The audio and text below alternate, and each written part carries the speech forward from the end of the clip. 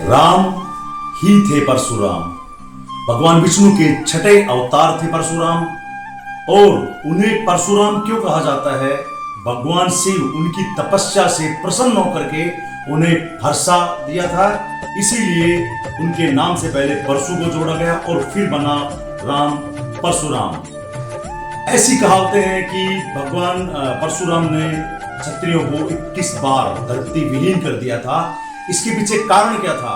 कारण यह था कि राजा सहस्त्रबाहु जो कि क्षत्रिय वंश के राजा थे, उन्होंने उनके पिता जमदग्नि ऋषि के आश्रम पे हमला किया था।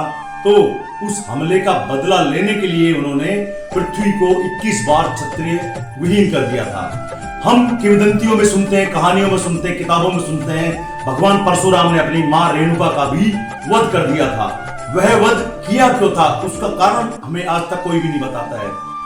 शास्त्रों के अनुसार, महाभारत और इतिहास के अनुसार ऐसा कहा जाता है कि एक बार आश्रम में यज्ञ के लिए उनकी माता रेणुका नदी के किनारे जल लेने गई थी और वहां पर कोई राजा आया था। उसको देख करके उनके हृदय में विकार उत्पन्न हुए थे, लेकिन वह विकार लेकर के ही आश्रम में चली गई और जमदग्नि ऋषि ने उनके मन का वह विकार जान लिया था। ऐसे में उन्होंने अपने पुत्रों को आदेश दिया कि अपनी माता का वध करो, लेकिन कोई भी पुत्र यह करने को तैयार नहीं हुआ। लेकिन परशुराम ने पितृभक्ति के चलते, अपने पिता की आज्ञा का पालन करने के चलते, उन्होंने अपनी माता रेणुका का वध कर दिया था, साथ ही अपने भाइयों का भी वध कर दिया था।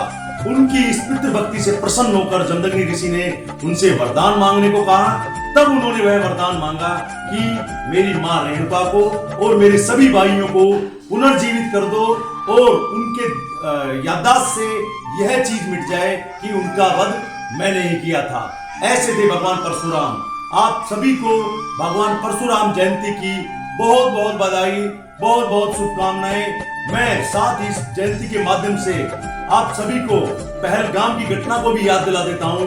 वहां पे न दलितवाद चला, न अहीरवाद चला, न ब्राह्मणवाद चला, न वहां पे गुजरवाद चला, न मीणावाद चला, जिसमें हम सब लोग बटे हुए हैं।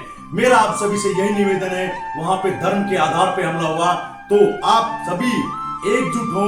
हिंदू हम सब याद रखें, हम सब इन जातियों से पहले हिंदू हैं। यदि हम बटेंगे तो हम निश्चित तौर पे कटेंगे। इसका उदाहरण हमने पहलगाम में देखा है। तो हमारा यही आपसे निवेदन है, किसी भी तरीके का जातिवाद न करें। जय हिंद, जय भारत, जय जय हिंदुस्तान।